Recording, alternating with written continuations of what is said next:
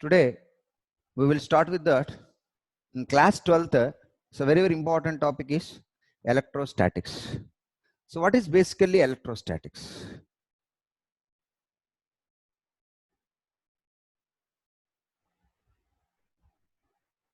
Electrostatics. So electrostatics basically on the basis of study of behavior of charges,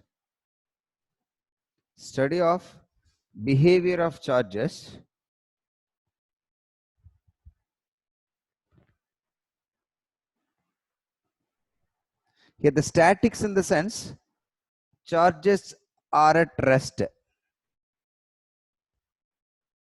This is the important point in the electrostatics. In this electrostatics, so what are the flow of lecture we will discuss here? We will first start with electric charge and its properties.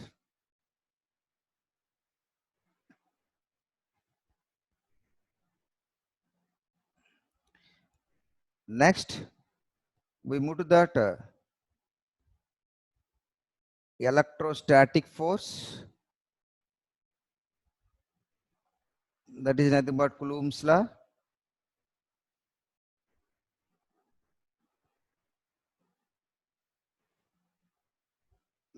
Next, we move to that electric field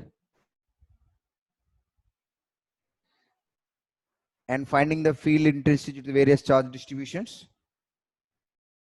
Next, electric flux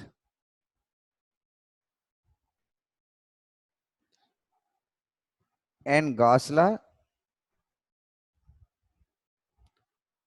and its applications. The next, electrostatic potential and potential energy.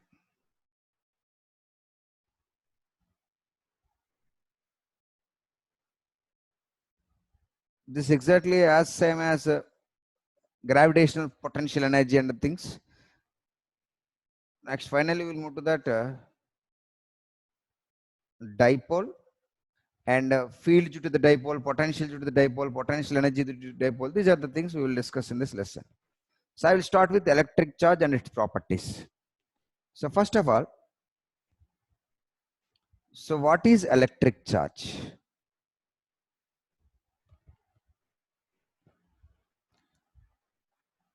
You are very clear what is the mass actually. So mass is the intrinsic property or fundamental property of a body which is responsible for the gravitational effects, exactly how the mass is a fundamental property which is responsible for the gravitational effects. Exactly the one more important fundamental property of the matter which is responsible for the electric and magnetic properties. So very important. So this is a fundamental property of a body, fundamental property of a matter,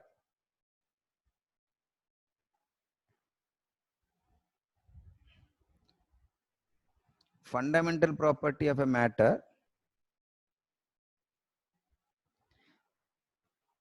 like a mass,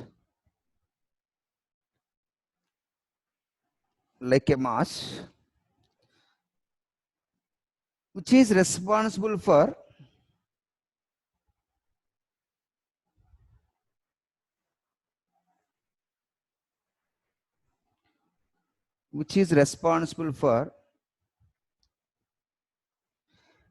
electric and magnetic phenomena.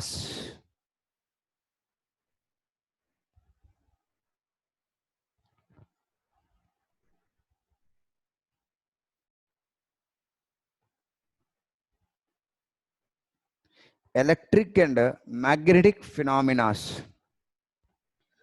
This is one of the important fundamental property, like a mass. But one more important point here, This is a very, very important point.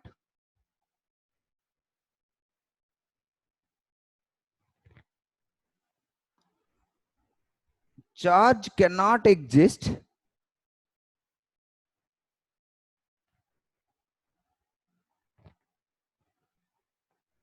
without mass, but mass can exist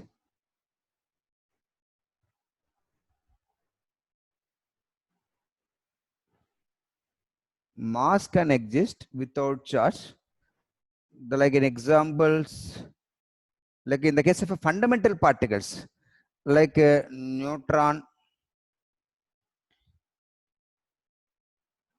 and neutrino, anti-neutrino, these are the particles. For like in the case of fundamental particles, charge, there is no existence of charge, but those particles have a mass.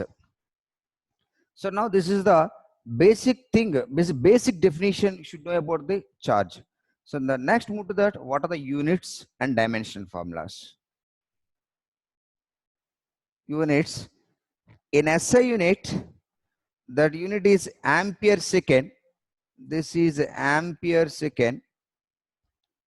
This is exactly called as Coulomb.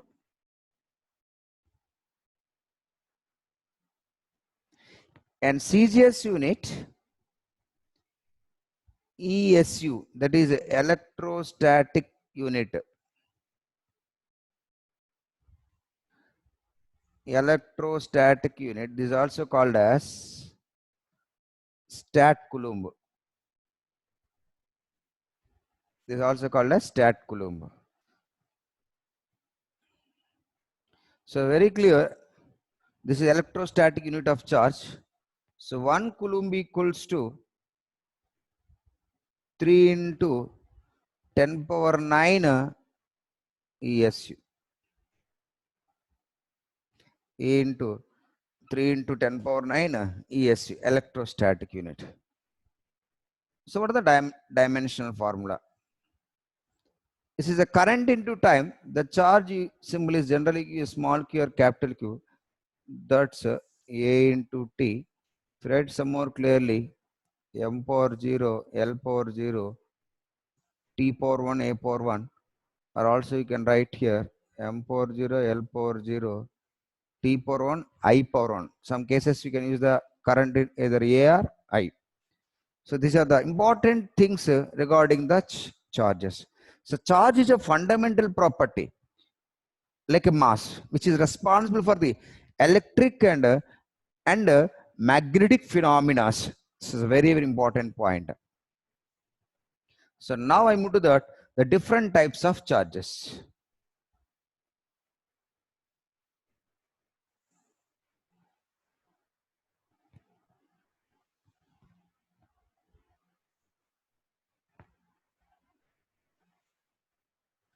Types of charges. Actually, in some books there is a charges are three types: positive and negative and neutral also. But in general, in some books you can write as the charges are two types: positive and negative. Some books they ignore the neutral charge. But in here, I will take charges are two types.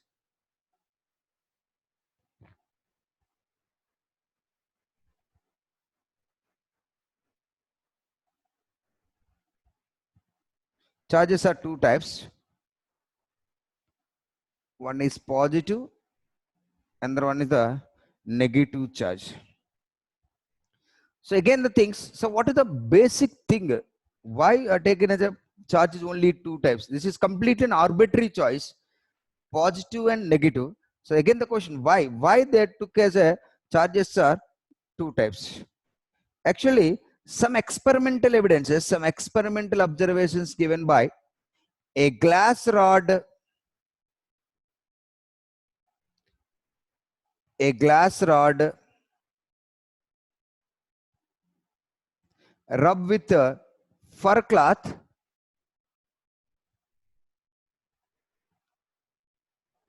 again a glass rod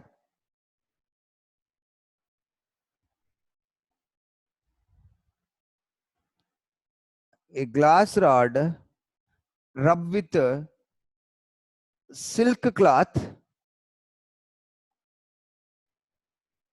This is an experimental thing. Glass rod rubbed with a silk cloth and silk rod rubbed with a glass cloth. Sorry, glass rod rubbed with a silk cloth. After rubbing each other, they require the both are charges. Now what they observed is, and the two glass rods are,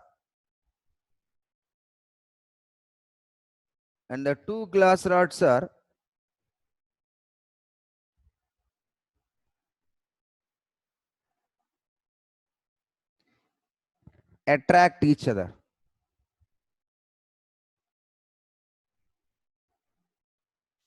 Two glass rods are attract each other. Similarly, if you are taking the two glass rods taken with rubbed with the fur cloth, two glass rods are repel each other.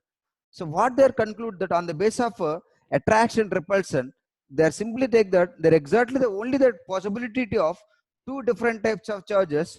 There are two like charges are repel each other, unlike charges are attract each other. So this is only the conventional method they are took. There are only two types of charges. Conventionally,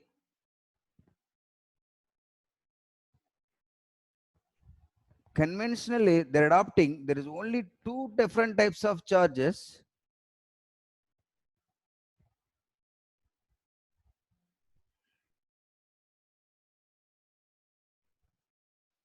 Two different types of charges. One is positive and the one is negative. So what they are concluded here,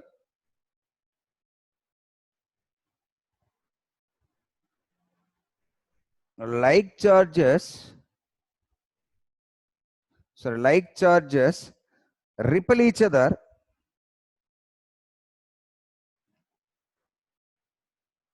like charges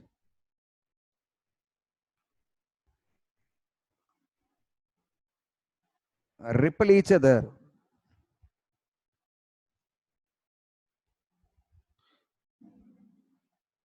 unlike charges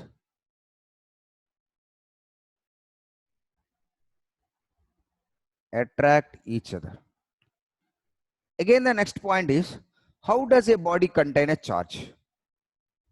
So that is the next point. How does a body contain a charge?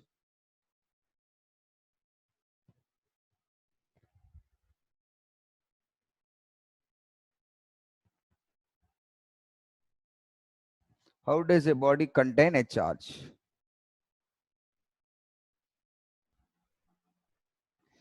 So this is the basic thing about this question is how the matter made up of. So you are very clear, the matter made up of atoms made up of fundamental particles like electrons, protons and neutrons. So this is the matter made up of atoms.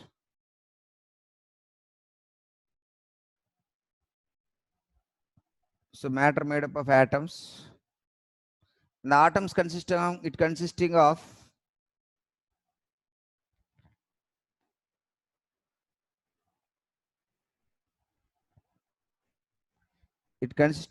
fundamental particles like electrons, proton and neutron. So exactly here, everybody made up of atoms. So atom consisting of fundamental particles. So everybody consisting of charged particles. Everybody consisting of charged particles. That means everybody consisting of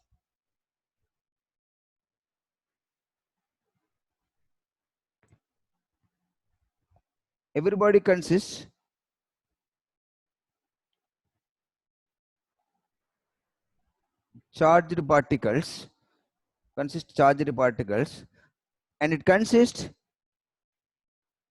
equal number of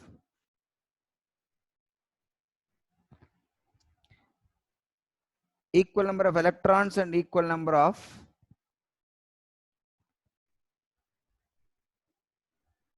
protons.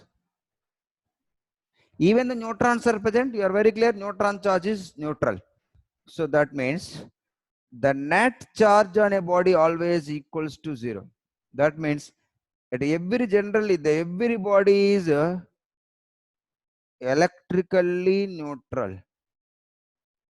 That is everybody is electrically neutral.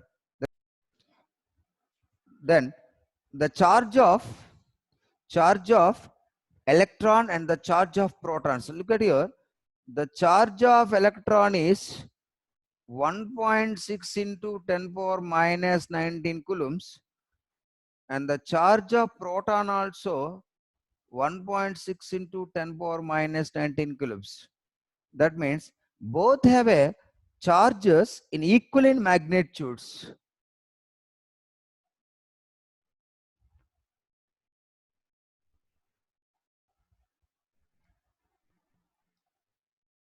Charges equal in magnitudes, but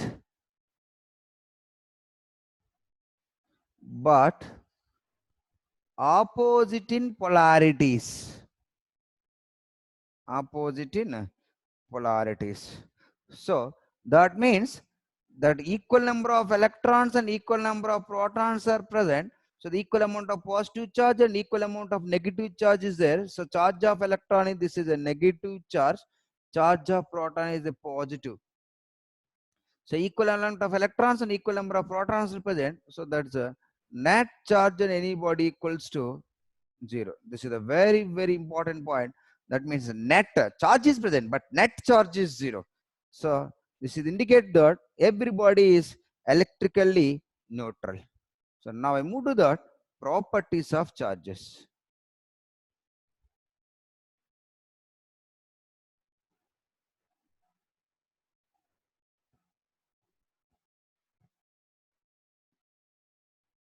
Properties of charges. So what I move to that, the very basic property,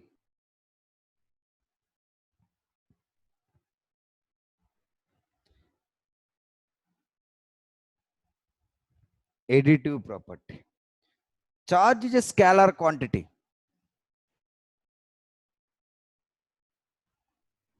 Charge is a scalar quantity.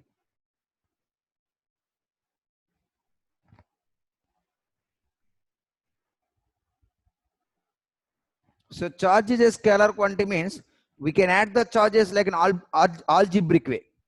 So we can add the charges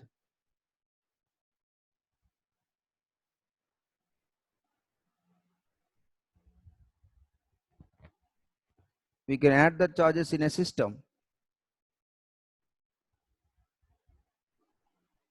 in algebraic addition.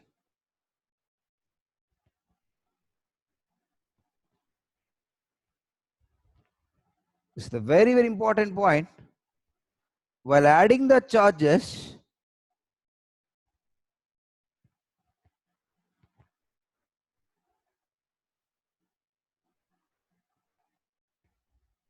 we should consider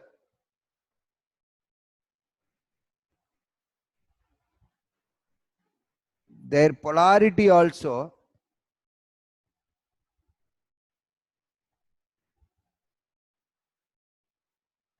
along with magnitude. What is the meaning of this? Suppose if we add the along with its magnitude.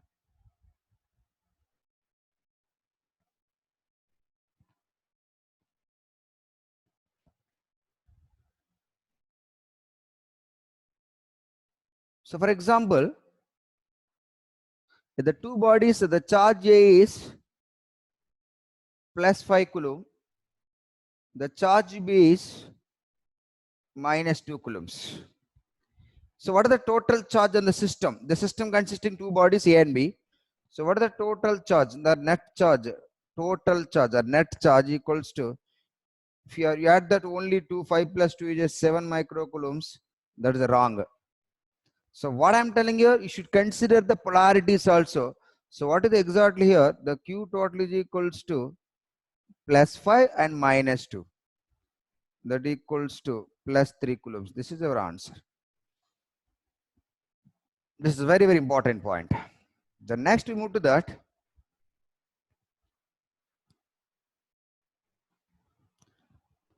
quantization of charge.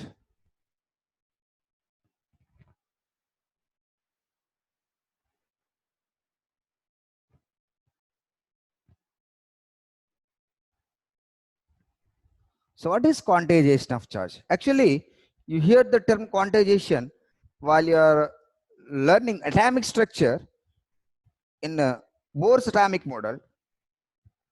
The angular momentum of electron is quantized to nh by 2 pi. Please think a while. So quantized to nh by 2 pi means the electron in the particular orbit, the angular momentum is integral multiples of the h by 2 pi. H by 2 pi is the smallest value when it is in first orbit. Exactly in the same manner, for an isolated system,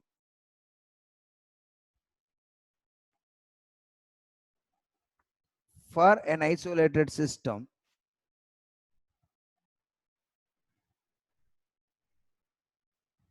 for an isolated system, isolated means there is no exchange of charge with its surroundings. That is meaning of that. For an isolated system,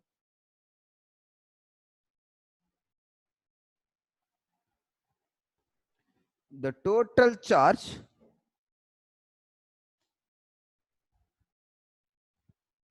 that is net charge, the total charge on a system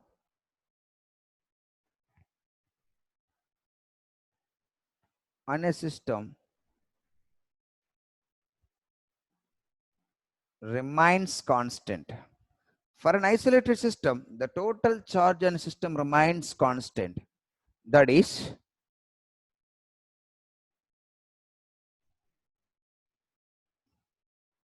the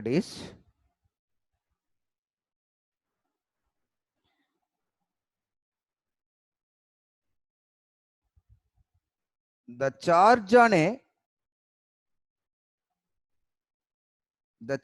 every system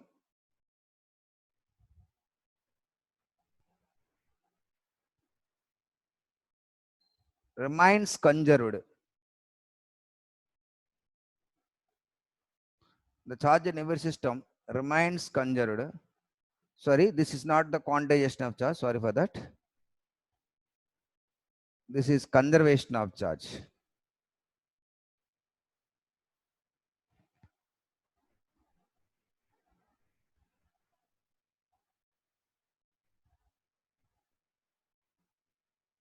The total charge remains, the system remains conserved. So for an isolated system. So charge neither be created nor destroyed.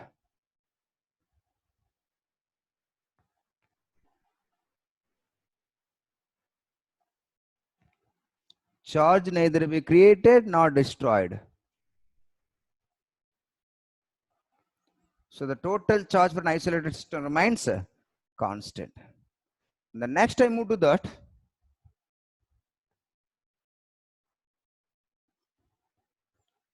quantization of charge.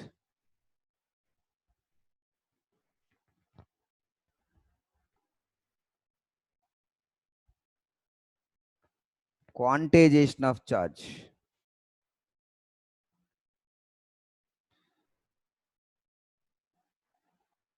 The total charge on any body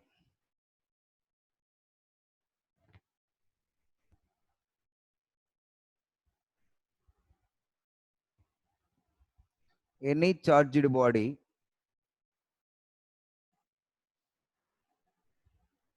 always equals to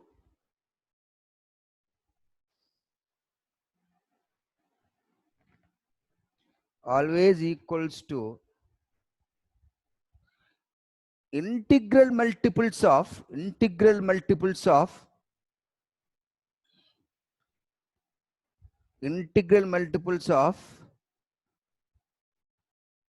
smallest possible charge.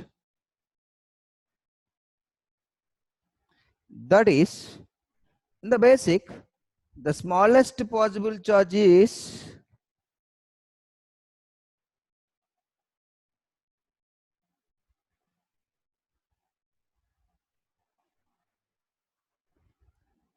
equals to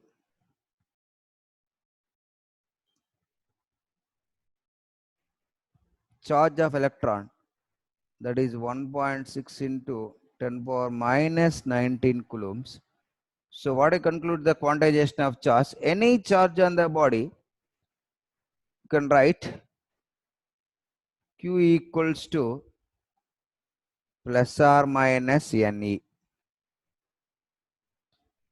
So N equals to 1, 2, 3, 4, like that means of any body, the charge on any body, you can write 2 electrons charge, 3 electrons charge, 4 electron charge. Means if even you are telling 1 coulomb of charge, in the sense that is, think in your mind 1 coulomb of charge equal to how many electrons here, that means that number of electron charge. So very clear, whatever may be the charge on a body, that's always equals to the integral multiples of charge of electron. This is the very important point of the quantization of the charge. So I want to put a small example here. So how can you express this quantization of charge here? Let's look at the small example. The question is, how many electrons are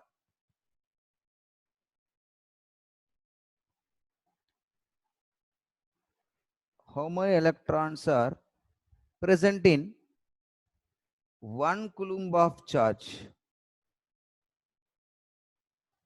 How many electrons are present in 1 coulomb of charge? So we are very well known about that. One electron consists. So 1 electron consists 1.6 into 10 power minus 19 coulomb. Now the question is, 1 coulomb equals to how many number of electrons? So just with some basic mathematics here, 1 coulomb equals to 1 by 1.6 into 10 power minus 19 electrons. So you can write here 10 power 20 by 16 electrons. So that is 100 by 16 into 10 power 18. So you can go to that 6.25 into 4, you can divide that 6.25 into 10 power 18 electron. This is the very important point. So what is the meaning of if the body consisting of 1 coulomb of charge? In the sense, again you have to write that Q is equal to plus or minus Ne concept. That is 6.25 into 10 power 8 electrons. This is the very important point. 6.25 into 10 power 8 electrons. That means here what is the important thing is? What is the important thing is here? This is, please concentrate here. What is the important thing here? So if the Q equals to 1 coulomb means Q equals to, you can write 6.25 into 10 power 18 electrons. That is the meaning of the Q is equal to plus 1 coulomb. Suppose if the Q is equals to minus 1 coulomb means that's a minus of 6.25 into 10 power 18 electron volt. That is the meaning of Q is equals to Ne. Here one more important point. So 1 coulomb is a huge amount of charge. So that's the reason generally 1 coulomb is a huge charge. 1 coulomb is a huge charge. So generally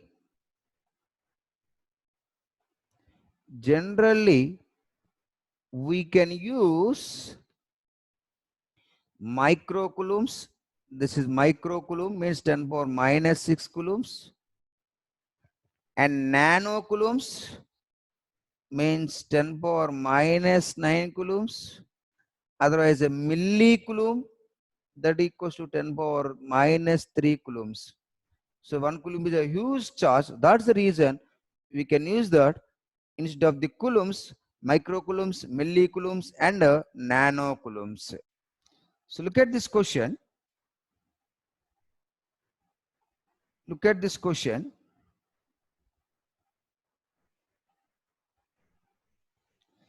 Find the amount of positive charge and negative charge on 120 grams of carbonate atom.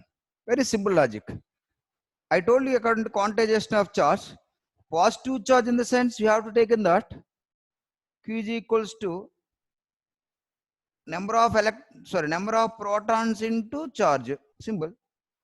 If you take in the electrons negative charge, so minus number of electrons into charge of electron. That's the same thing, basic quantization of charge. So what the thing indirectly, we have to find how many number of electrons are present, how many number of protons are present.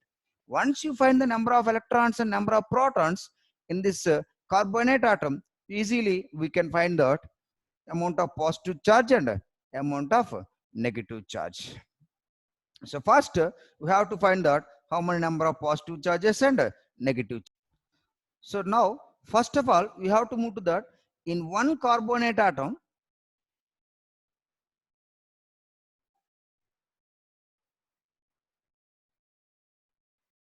In one carbonate atom, how many positive charges and how many negative charges? That means how many electrons and how many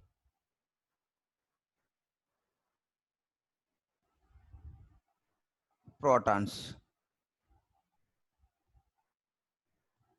CO3 2 minus. How many electrons and how many protons? Can you CO3 2 minus means how much here? It consisting of CO3 consisting of one carbon plus 3 oxygens. Carbon means atomic number is 6. One carbon means atomic number is 6. Atomic weight is equal number of protons, equal number of electrons are there. That is 12 plus this is a 316. That is 48. 48 plus 12 is 60. So that means it consisting of 60 in the sense it consisting of 30 electrons and 30 protons, because equal number of electrons and equal number of protons. But this is CO3 2 minus. So this loss of gain of 2 electrons, 2 minus, this is 2 extra electrons are there. So that how many electrons are there? 32 electrons and 30 protons. This is 1 CO3 2 minus consists.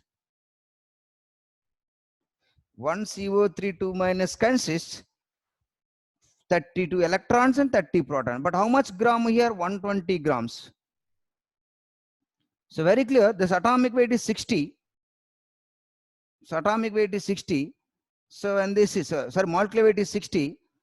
Now here, so 120 grams in the sense it consists 2 moles of CO3 2 minus. It consists 2 moles of CO3 2 minus. So very clear, the 60 in the sense equal number of protons and equal number of neutrons, electrons are present. But you are taking this atomic weight is equal to proton number plus neutron number. That is 30 protons and 30 neutrons are present. So then how much electrons are present? Same amount of protons also present. So that electrons also 30. So now 2 moles of CO3 2 minus. You are very clear. 1 mole of CO3 2 minus consists Avogadro number of atoms. So Avogadro number means that is 6.023 into 10 power 23 atoms. Here the 2 moles. 2 mole in the sense how many number of atoms are 2 into 6.023 into 10 power 23. That is 2 3 is 6, 2 2 is 4, 0, 2 6 is 12. So 12.046 into 10 power 23 atoms are present in the 120 grams of molecules are present in the 120 grams of CO3 minus. You are very clear. So each molecule consisting how many electrons and how many protons? One CO3 atom consisting of CO3 molecule consisting of ion consisting of 30 electrons and 32 electrons and 30 protons. So now I move to that. One CO3 2 minus ion consists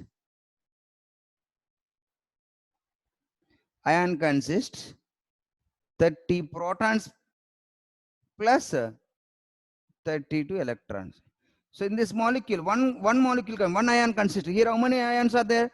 12.046 10 power 20. That's how much total positive charge.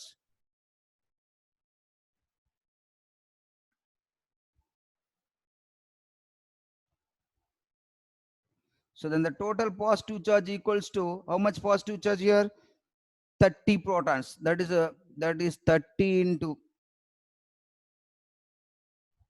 Then in one molecule, how many molecules are? 12.046 into 10 power 23.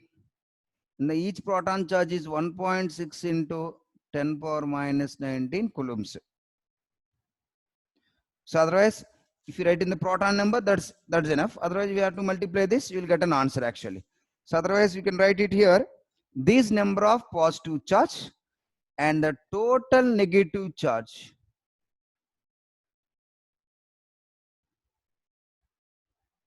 And the total negative charge equals to how many electrons are 32? 32 into 12.046 into 10 power 23 into 1.6 into 10 power minus 19 coulomb. This is the negative charge. So how you approach the question here? Actually, you ask the question 120 grams of CO3 2 minus ion. How much positive charge and how much positive charge and how much negative charge, in the sense you should know about that how many number of electrons and how many number of protons are present. So first of all, you should find out in one CO3 2 minus ion how many electrons and how many protons are present. So we calculated that it consisting of atomic weight is ion weight is 60, means it consisting of 30 protons and 30 neutrons. So equal number of protons and equal number of electrons are present in normal neutral atom. This is a neutral. I think this is a neutral. This is in a neutral. So equal number of electrons and equal number of protons are present. So weight, molecular weight is 60, means atomic weight is 60 here. We have taken this. Equal number of protons and equal number of neutrons are present. So that 30 plus 30. That means how many number of protons are present? This is equals to 30 protons and 30 neutrons actually. So but that consisting of 30 electrons and 30 protons, because equal number of protons and equal number of electrons are present. But here the CO3 2 minus ion, means additional 2 electrons are present. So I took here this 32 electrons and 30 protons. So 12 grams, 120 grams moles means 2 moles. So 1 mole consisting of Avogadro number, 2 moles of CO, 2 moles of CO3 2 minus consisting of these number of molecules here. So that's in that ion. Otherwise, ions we are taking. So in one ion consisting of 30 protons and 32 electrons. So now the total positive charge equal 30 into 1 proton charge into how many number of are there? The total negative charge, in the sense 32 into how many number of electrons are present, and 1.6 into 10 power minus 19 coulombs. So this is the very important concept. How we approach the numerical on the basis of number of electrons and number of protons. We have to find out how much charge is present on that body. So look at this question. Find the amount of negative charge in 32 grams of O2 gas. Exactly as same as earlier. So negative charge. You ask the question, negative charge means you should find the number of electrons. Simple. Then Q is equals to Ne minus Ne, negative charge. So how many number of electrons are present here? So O2 gas. Exactly the method what you followed. O2 gas means how much molecular weight is? 2 6 16 atomic weight. That's 32 is the molecular weight, 32 gram. So 32 gram, in the sense that is 1 mole. So you are very clear, 1 mole of substance consists Avogadro number of atoms. That means Avogadro number of atoms, in the sense 6.023 into 10 power 23. 6.023 into 10 power 23. Next. Now, in one atom of O2 consists how many electrons are there? 16 electrons. So one atom, in the sense, one atom is 8 electrons. This is one molecule here, one molecule, O2 molecule. This is O2 molecule here. So the O2 molecule consisting of 16 electrons, because 8 electrons in one atom, another 8 electrons in one atom. So in 1 mole of substance, how many molecules are there? 6.023 into 10 power 23 molecules are there. So then how many number of positive charges are there? That's total number of electrons equals to 6.023 into 10 power 23 into 16. That is total number of electrons are present.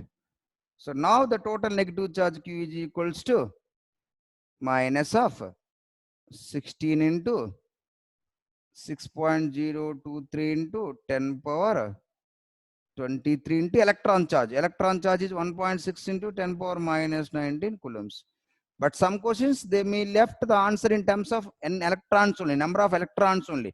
But sometimes you have to change this in coulombs also.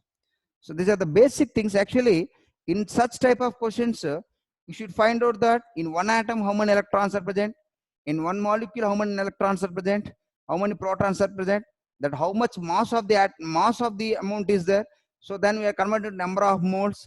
From that, we can find the number of electrons and number of protons. This is a very, very important model. This should be very helpful to in further coming chapters also. Materials are made up of conductors, insulators, and semiconductors on the basis of number of charge carriers,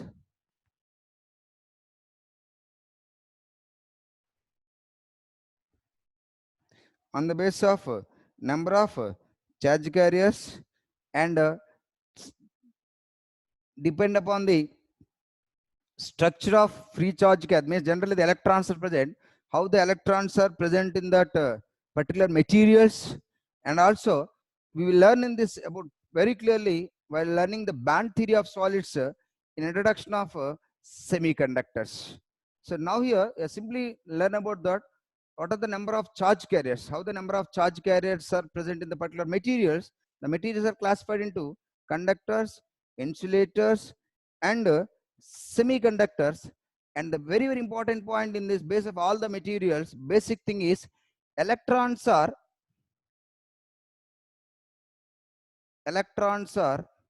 revolve around the nucleus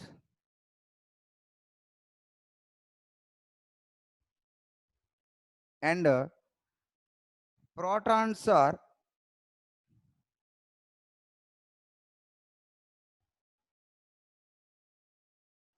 protons are bounded to the nucleus. So these are the very, very important basic properties. On the basis of this, we will discuss about that in the next class, how a body becomes charged. Why? Because in general, all the bodies are electrically neutral. In general, all the bodies are initially electrically neutral. Either conductors or insulators or semiconductors, all the bodies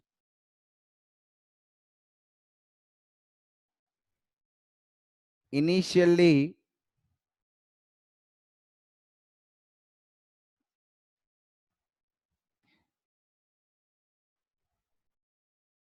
electrically neutral. That means these consisting of equal number of protons and equal number of electrons. Neutrons are present, but neutrons have a no charge. Actually, there is zero charge. So that's the reason those number does not represent, does not affect the charge of the body. And here, one more important point, here the protons are bounded to the nucleus. So electrons revolving around the nucleus. So if you want to, a body becoming charged, So there only the electron number is changes, the proton number never changes in such case of charging the bodies. In the next class, we will discuss about that, how the body becomes charged.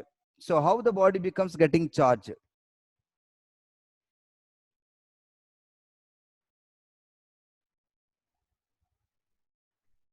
Very clear. Gets charged in the sense we should discuss about the net charge only. Why? Because on everybody the net charge is 0, but even the body have a charge in the sense that's the net charge. This is the important point. So in the next class we will discuss about that, how the body gets charged and the different methods of charging and everything. Thank you.